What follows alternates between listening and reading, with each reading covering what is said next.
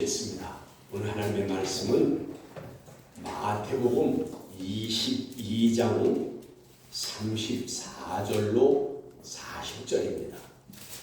마태복음 22장 34절로 40절입니다.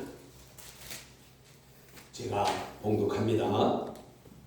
예수께서 사두개인들로 대답할 수 없게 하셨다 함을 바리새인들이 듣고 모였는데 그 중에 한 율법사가 예수를 시험하여 묻되 선생님, 율법 중에서 어느 계명이 크니까?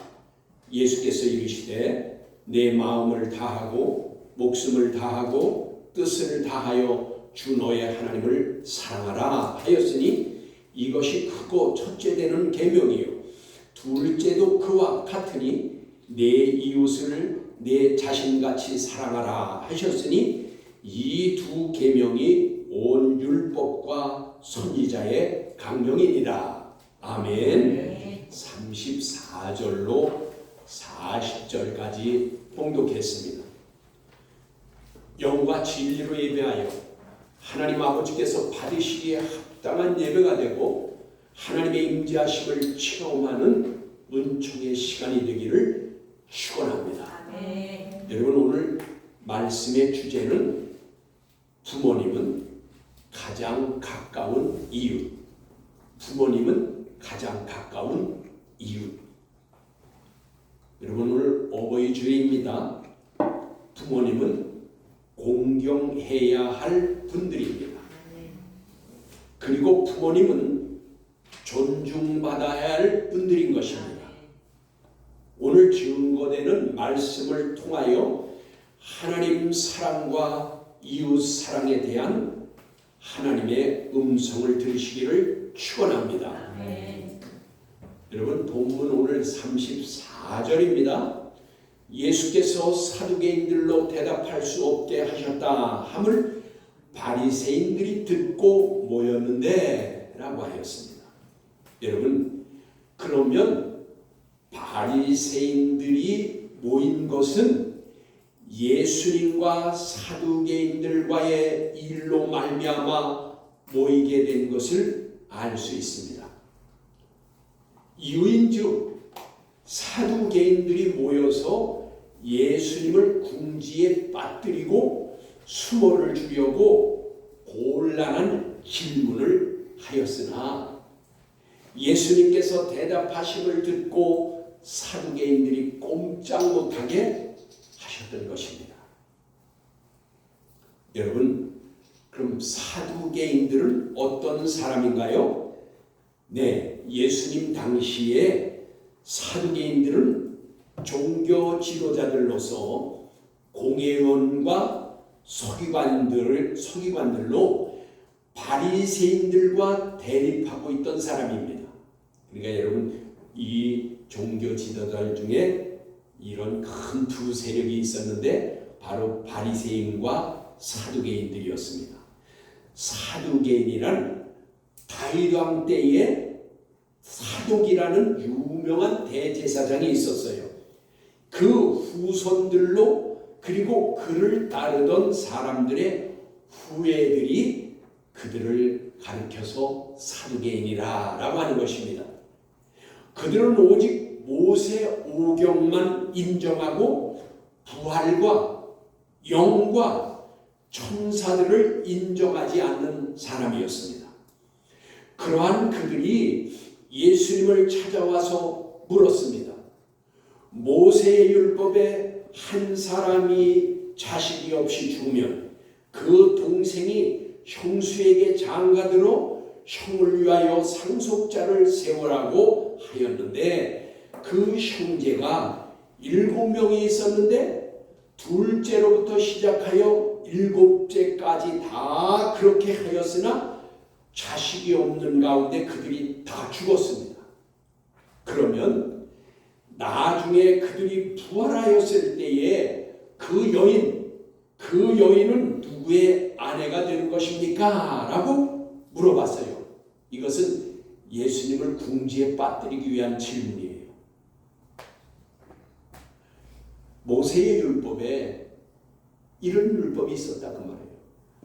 마지가 장가들었는데 자식을 보기 전에 죽으면 동생이 그 형수에게 장가들어서 첫 번째 낳는 아들을 후사를 세우게 한 것이 율법이 있었단 말이에요. 그렇게 되는데 일곱째까지 다 그렇게 해서 7명이 다 죽었는데 부활했을 때 누구 아내입니까? 라고 물어본 거예요. 그 아주 곤란하게 하는 질문이었단 말이에요. 그때에 예수님께서 대답하셨습니다. 잘 들어보세요. 너희가 성경도 하나님의 능력도 알지 못하는 거로 오해하였도다. 그렇게 말씀하셨어요. 예수님이 성경도 그랬는데 이 성경도라는 것은 그라파스 그랬어요. 이건 뭐냐면 단수 역격으로서 구약을 말하는 것입니다. 너희들은 구약의 말씀과 하나님의 능력도 알지 못한다라고 지금 예수님이 말씀하신 것입니다. 그러므로 오해하였다고 하신 것입니다. 여러분, 그래서 성경을 우리가 잘못 읽으면 오해할 부분이 많이 있다 그 말이에요. 하나님의 말씀을 올바로 알지 못하면 하나님도 하나님의 능력도 알지 못하게 되고 그러므로 오해하게 되는 것입니다. 여기 오해하였다라고 하였는데 이것은 폴라나오입니다. 여러분, 우리말은 있잖아요. 우리말은 이게 외국어 원어를 번역한 거라 얼른 잘 이해하지 못할 단어로 번역된 것이 가끔 꽤 많이 있어요. 여기도 오해하였다라고 하였는데 폴라나오예요. 이 폴라나오라는 것은 빗나가다, 길을 잃다 그런 뜻이에요. 그러면 무슨 말씀일까요? 사두개인의 신앙은 빗나간 것, 길을 잃은 것입니다. 즉 부활에 대해서 잘못 알고 있는 것입니다. 7명이 다 부활했을 때 누구의 아내입니까? 라고 물어본 것은 부활을 올바로 알지 못한다 그 말이에요. 예수님의 말씀은 이것입니다. 부활한 천국 백성들은 장가도 시집도 가지 않으니 누구의 아내가 되는 것이 아니라 그 말이에요. 누구 아내가 되는 것이 아니다 그 말이에요. 천사들과 같이 된다 그 말이에요. 그래서 모두가 하나님의 아들 된 자로서 남자냐 여자냐 이것을 말하는 아들이 아니라 여기서는 휘었습니다. 이건 뭐예요? 소속된 자, 자격이 있는 자를 말하는 것으로 말씀에 기록된 대로 아브라함의 하나님이요 이삭의 하나님이요 야곱의 하나님으로 살아있는 자의 하나님이 되시는 것입니다. 여러분, 예수님의 대답은 그 대답을 들은 사두개인들은 아무 말도 못하고 그들은 예수님의 가르침에 놀라워했다라고 하는 것입니다. 아브라함의 하나님, 이삭의 하나님, 야곱의 하나님이라고 하는 것은 무슨 뜻이에요? 여러분, 이들의 말대로 한다면 누구의 아내가 됩니까? 라고 하는 것은 다 7명이 장가들었는데 누구 아내냐라는 것은 인간적인 계대를 말하는 거죠. 예수님의 대답은 뭐예요? 아브라함의 하나님, 이삭의 하나님, 야곱의 하나님이라 라고 했다고 하면 그들의 생각대로 잘못 오해하고 있는 대로 말하면 아브라함의 하나님, 그 다음에 이삭의 아버지의 하나님, 야곱의 손자의 하나님 이렇게 말해야 되는 게 맞아요. 그런데 아브라함 하나님, 이삭의 하나님, 야곱의 하나님이라는 것은 살아있는 자의 아버지. 비록 아브라함과 이삭과 야곱은 아버지와 손자의 관계지만 그게 아니다 그 말이에요. 살아계신 하나님, 다 누구에게든지 아버지라 그 말이에요. 그래서 살아있는 아버지라 그 말이에요. 우리가 그래서 성경을 잘 깨달아야 되고 잘 알아야 되는 예수님의 말씀이 바로 그거예요. 너희가 오해하였다 그 말이에요. 이러한 일이 있었음을 이제 전에 들은 바리새인들이 예수님을 지금 오늘 본문에 예수님을 찾아서 온 것입니다. 사두개인들보다 자신들이 우월하다는 것을 드러내려고 지금 예수님을 시험하려고 온 거예요. 그러니까 좋은 의도에서 지금 찾아온 것이 아닙니다. 예수님 앞에 의도를 가지고 시험하려고 지금 왔어요. 그래서 한 율법사를 내세워서 예수님을 시험하려고 묻습니다. 본문 35절입니다. 근데 여기 시험하여 라고 하였는데 여러분 이것은 좋은 번역이 아닙니다. 왜냐하면 시험은 여기 페이라조입니다. 이 시험한다라는 것이 페이라조인데 하나님은 그리고 예수님은 우리를 시험할 수 있습니다. 잘 들어보십시오.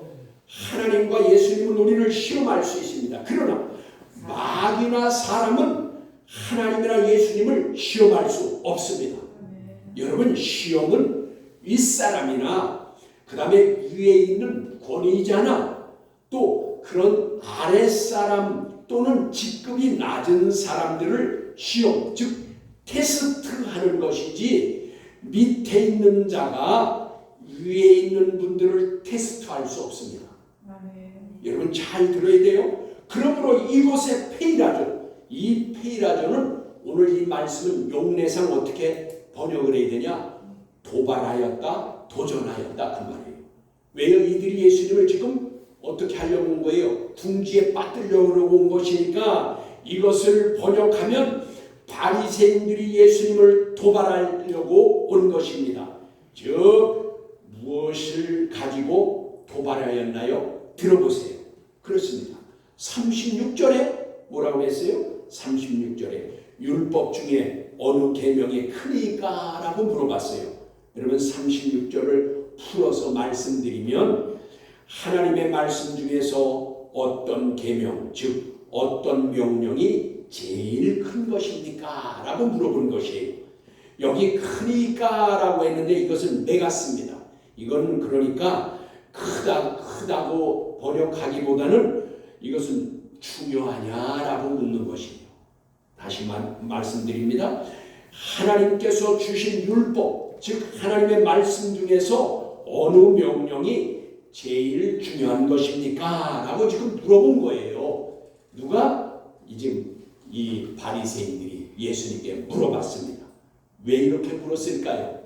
여러분 들어보세요. 당시에 논쟁이 분분했던 것이 있었는데 그것이 뭐냐? 율법은 613가지 중에 613가지입니다.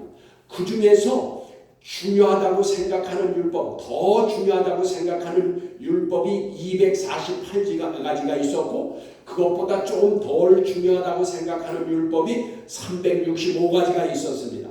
그래서 이 중요한 율법을 강조하여서 지키라고 하였는데 이것을 나누는 것에 대해서 율법사들 중에 논란이 분분하게 있었다 그 말이에요. 논란 중에 있었다 그 말이에요. 그러므로 가장 중요한 계명이 무엇이냐고 지금 바리새인들이 물어본 것입니다. 예수님께.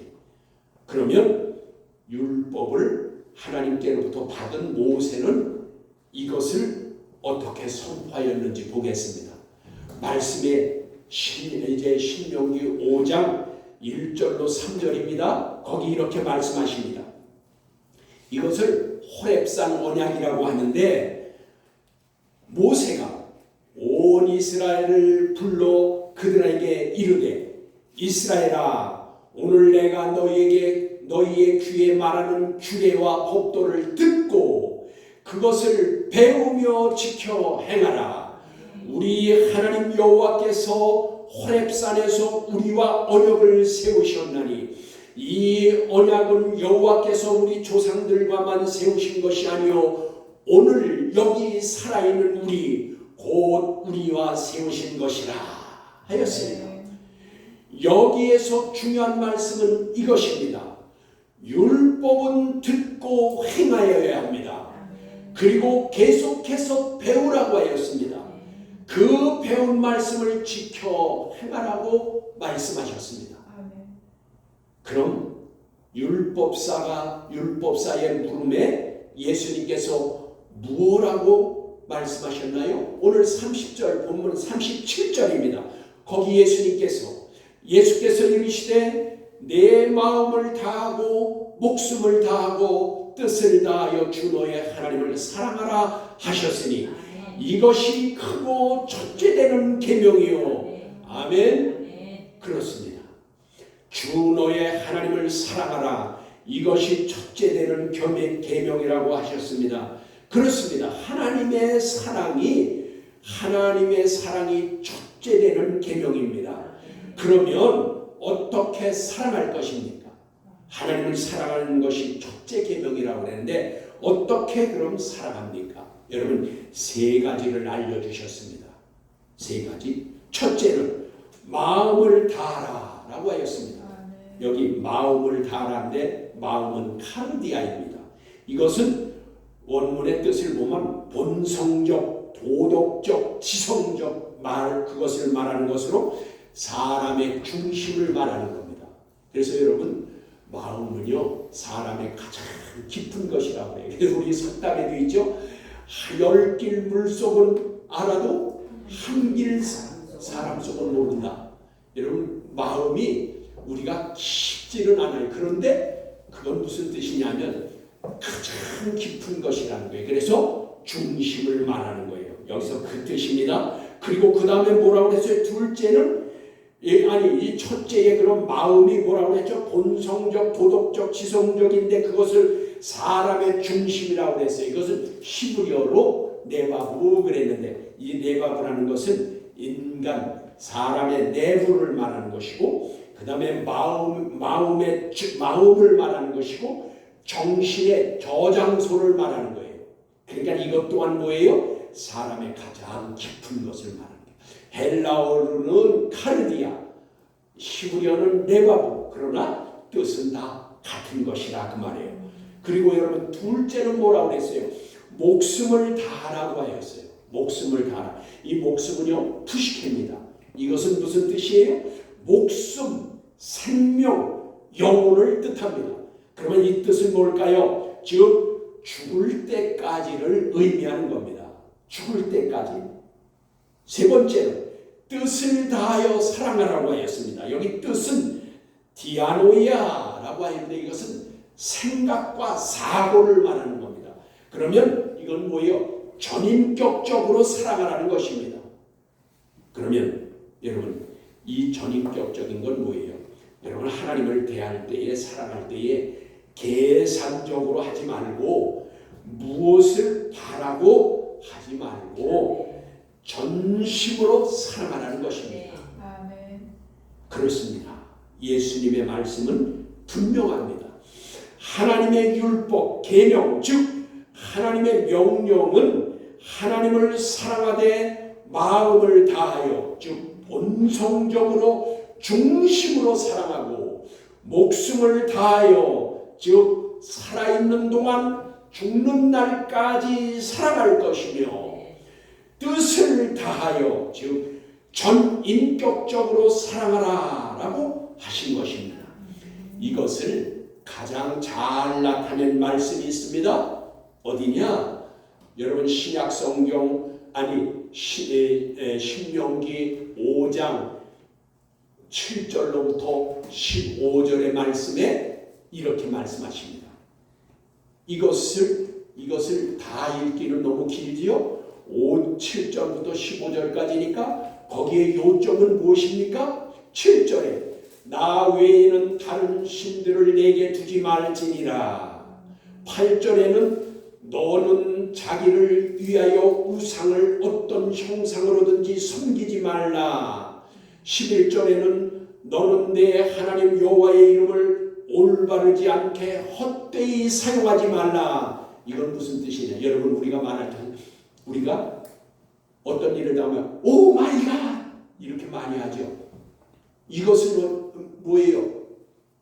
이것 또한 여호와의 이름을 망령되이는 겁니다. 아무 때나 오 마이 갓 사람들이 무슨 일을 하면 오 마이 갓 이거를 그냥 쉽게 합니다.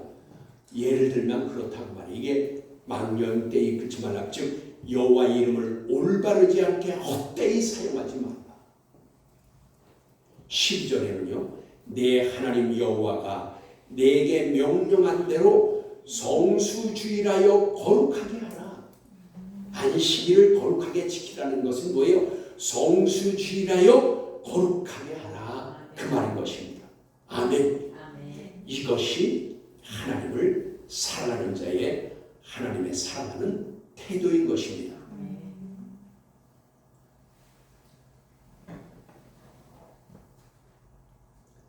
이것을 가르쳐서 1계명부터 4계명이라고 하는 것입니다. 그러므로 이것을 예수님께서 본문 38절에 이렇게 말씀하시죠. 이것이 크고 첫째 되는 계명이요 라고 하셨습니다. 그러므로 저와 여러분은 예수님께서 친히 말씀하신 계명, 첫째 되는 계명을 삶의 최우선순위에 두고 살아가야 하겠습니다. 여러분 38절에 첫째 되는 계명이요의 첫째는 프로토스입니다. 여러분 이것은 1, 2, 3 그렇게 할 때에 1이라는 첫째가 아니고 최고라는 최상급을 말하는 겁니다. 최상급. 예수님께서 계속하여 말씀하셨습니다. 39절입니다. 둘째도 그와 같으니 내 이웃을 내 자신과 같이 사랑하라 하셨으니 이 두 계명이 온 율법과 선지자의 강령이니라. 아멘. 그렇습니다. 예수님께서 하신 말씀을 들어보세요. 둘째도 그와 같으니 라고 하셨습니다. 여기에 둘째는 문자적으로는 둘째, 두 번째이나 그 다음의 말씀에 주목해 보십시오. 뭐라고 했어요? 그와 같으니 라고 하셔서 38절에 첫째 되는 계명과 같다고 하신 것입니다. 그러니까 두 번째로 중요한 것이라는 것보다는 첫째 되는 계명과 같은 것이라고 말씀하신 것입니다. 하나님의 계명 중 1계명부터 4계명까지는 하나님을 사랑하는 것으로 그것을 지켜 행하라고 한 것이고 그와 똑같으니 지켜야 할 것을 지금 말씀하려고 하신 것입니다. 즉 중요성이 똑같다는 것입니다. 지금 두 번째 말씀하시려고 하는 것이 첫 번째와 중요성이 똑같다 그 말이에요. 무엇이 똑같다 그러고요? 내 이웃을 내 자신과 같이 사랑하는 것이 하나님 사랑하는 것과 똑같다는 것입니다.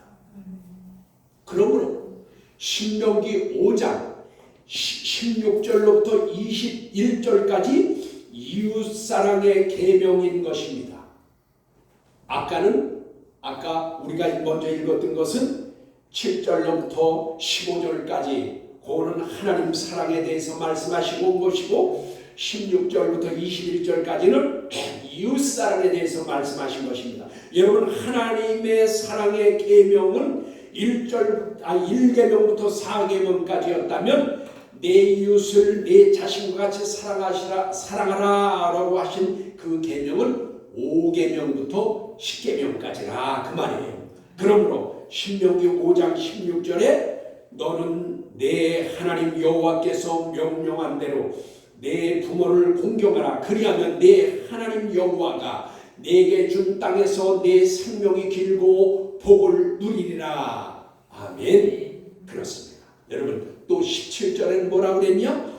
살인하지 말지니라. 18절에는 간음하지 말지니라. 19절에는 도둑질하지 말지니라. 20절에는 내 이웃에 대하여 거짓 증언하지 말지니라. 21절에는 내 이웃의 아내를 탐내지 말지니라. 내 이웃의 집이나 그의 밭이나 그의 남종이나 그의 여종이나 그의 소나 그의 낙이나 내 이웃의 모든 소유를 탐내지 말지니라. 아멘. 여러분 이웃사랑에 속한 계명 5계명부터 10계명 중에 하나님께서 하라고 하신 계명은 여러분 5계명뿐입니다. 다시요. 5계명부터 10계명 중에서 하라고 하신 것은 5계명입니다. 내 부모를 공경하라 라고 하였습니다. 그리고 6계명부터 10계명까지는 모두 하지 말라는 계명입니다. 그 중에서 6계명부터 9계명까지는 행동적 범죄를 하지 말라는 것이고 10계명 10번째의 계명은 마음의 범죄를 짓지 말라고 한 것입니다.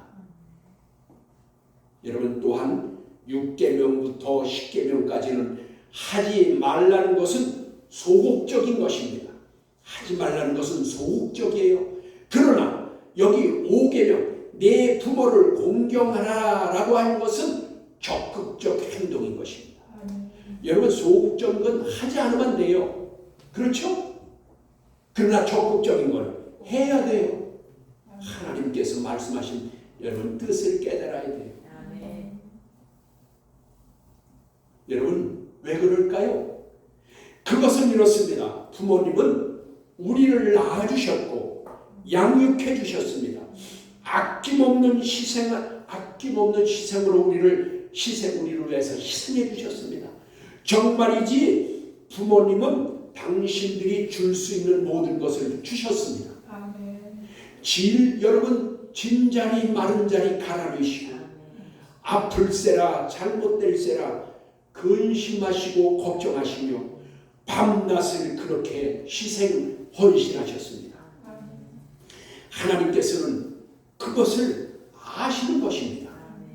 하나님께서는 약속하신 그 언약을 이루시기 위해서 당신의 아들을 보내셨고 그 보내신 아들이 고난 가운데 십자가에서 피 흘리시고 죽으시는 당신의 아들을 지켜보셨던 것입니다.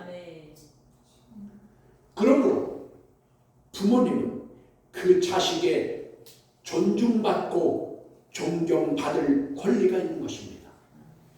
그러므로 내 부모를 공경하라고 적극적 행동을 명령하신 것입니다. 저와 여러분, 부모님을 위해 희생한 적이 있나요?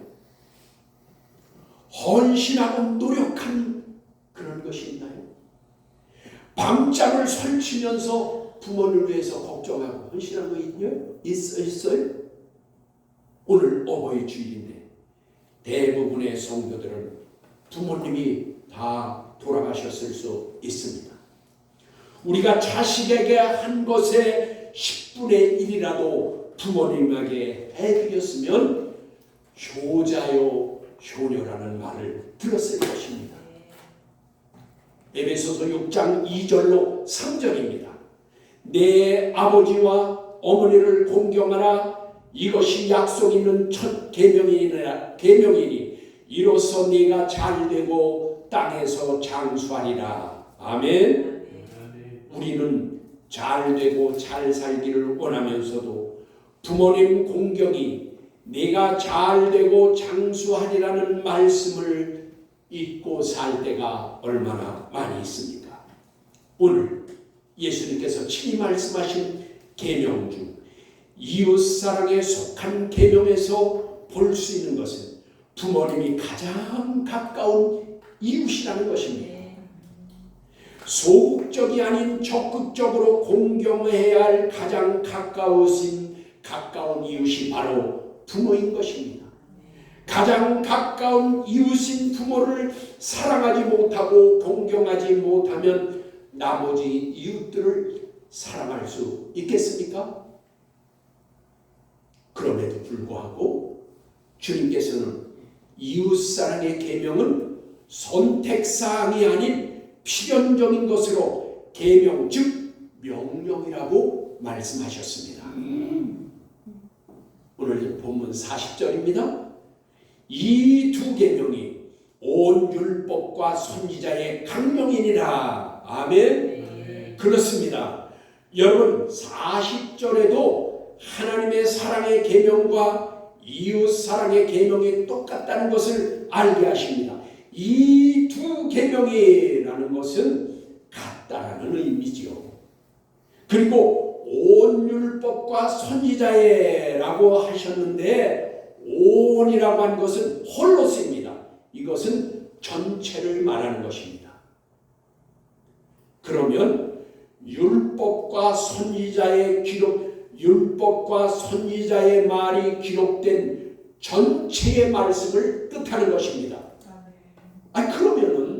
그러면은 모든 전체 율법의 말씀이라고 하면 될 텐데 왜 거기다 또 선지자라는 말씀을 또 왜 했을까? 여러분 그렇잖아요. 그냥 온 율법, 전체적인 율법이라고 하면 되는데 거기다 왜 선지자는 또 거기다가 왜 말씀하셨냐 그 말이에요. 여러분 예수님께서 그렇게 말씀하신 이유가 있습니다. 예수님 당시 모세 오경만 인정하는 부류가 있었습니다. 모세 오경과 또 대선지서만 인정하는 부류가 있었습니다. 그러므로 율법과 선지자라고 하셔서 구약 전체를 말씀하신 것입니다. 이렇게 다 하나님의 말씀에는 다 뜻이 있는 거예요. 그래서 구약 전체를 말씀하시는 것인데 이와 같이 예수님께서는 구약의 말씀이 하나님 사랑과 이웃 사랑의 성경의 핵심이라는 것을 말씀해 주신 것입니다. 그런데도 오늘날요 신학자 중에서 목회자 중에서 구약은 이스라엘 역사라고 말하는가 하면 예수님께서 오신 후에는 율법은 폐였다라고 하는가 하면 예수님께서 친히 하신 말씀을 무력화시키기 위한 그런 오해를 불러일으킬 만한 말들을 한다고 말이에요. 여러분 율법은 옛날 이스라엘 역사나 옛날 예수님이 오기 전에 구약은 다 이제 폐하였다 이런 말에 속지 마십시오. 그렇게 말하는 사람들이 인용한 성경은 히브리서 7장 18절입니다. 거기 이렇게 말씀하십니다. 전에 있던 계명은 연약하고 무익함으로 폐하고 라고 말씀인데 여기에 폐하였다라고 하는데 이것은 아데테시스라고 했어요. 이것은 무효화했다라는 것입니다.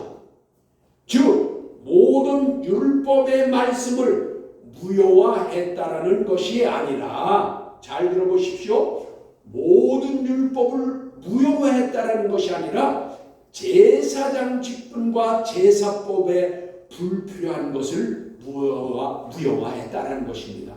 왜냐하면요 예수 그리스도께서 당신을 단번에 들여서 제사함으로 완전하게 하셨기 때문인 것입니다. 여러분 이제는 더 이상 짐승의 피로 제사를 하지 않아도 되게 된 것입니다. 그러므로 예수님께서 친히 말씀하여 주시기를 여러분 마태복음 5장 17절에 이것은 예수님께서 친히 말씀하신 거예요. 내가 율법이나 선지자를 폐하러 온 줄로 생각하지 말라. 폐하러 온 것이 아니요 완전하게 하려 함이라. 아멘. 그렇습니다. 거룩하신 주님이 오셔서 당신을 들여서 제사함으로 완전하게 하셨으므로 이제 율법의 제사장 직분이나 제사법 즉 짐승의 피로 드리는 제사는 힘을 잃어서 무효화됐다는 것입니다. 그래서 하나님의 말씀을 올바로 제대로 알아야 돼요. 여러분 그게 왜 그런 줄 아세요? 여기 히브리서의 7장에 나오는 폐하였다 아까 그거 뭐라고 그랬어요? 아데테시스라고 그랬어요. 이건 무효화됐다라는 뜻이라고 그랬죠. 그런데 마태복음 5장 17절에 나와 있는 폐하라 온 줄 아느냐? 라고 하는 것은 카탈리오예요. 이것은 말뜻이 폐하는 거예요. 그러니까 아까 그것은 아데테시스는 뭐예요? 무효화됐다는 것이고 여기 마태복음에 있는 것은 폐하였다는 것이에요. 그러니까 예수님께서 오심으로 무효화된 것이 뭐예요? 제사장과 제사법을 말하는 거예요. 그러니까 여러분 오늘 예배 드릴 때 저와 여러분이 어떻게 해요? 여러분들 송아지 끌고 나왔어요? 양 끌고 나왔어요? 아니죠. 여러분들 그거 양 잡고 소 잡아서 피 가지고 들어왔어요? 아니라고 말이에요. 예수님께서 오심으로 무효화됐다는 게 폐하였다는 게 아데테시스 무효화된 것이 뭐예요? 제사장과 제사법이에요. 그러니까 오늘 저와 여러분이 제사장 되고 제물 되어 우리가 친히 하나님을 예배하는 거예요. 여러분 이거를 모르니까 구약은 폐하여졌다 그리고 엉뚱한 얘기를 하는 거예요. 마태복음 예수님이 친히 말씀하셨잖아요. 내가 온 것은 폐하러 온 것이 아니고 뭐예요? 완전하게 했다. 텔레오예요. 뭐예요? 예수님이 거룩하신 분이기 때문에 한 번의 제사함으로 그 모든 제도를 무효화시켰다고 말해요. 네. 이것이 분명한 말씀인 것입니다. 본문으로 돌아가서 40절에 맨 마지막에 온 율법과 선지자의 강령이니라 라고 하였는데, 여기 강령이라는 것은 크레만 의미입니다. 이것은 무슨 뜻이냐? 매달다, 매달리다 라는 뜻입니다. 그러면 무슨 말씀입니까? 뭘 매달고 뭘 매달리다 라는 뜻이냐 그 말이에요. 여러분, 모든 즉 전체의 율법과 선지자가 이 두 개의 명령에 매달려 있다는 것입니다. 여러분, 다시 설명합니다. 다시 말씀드립니다.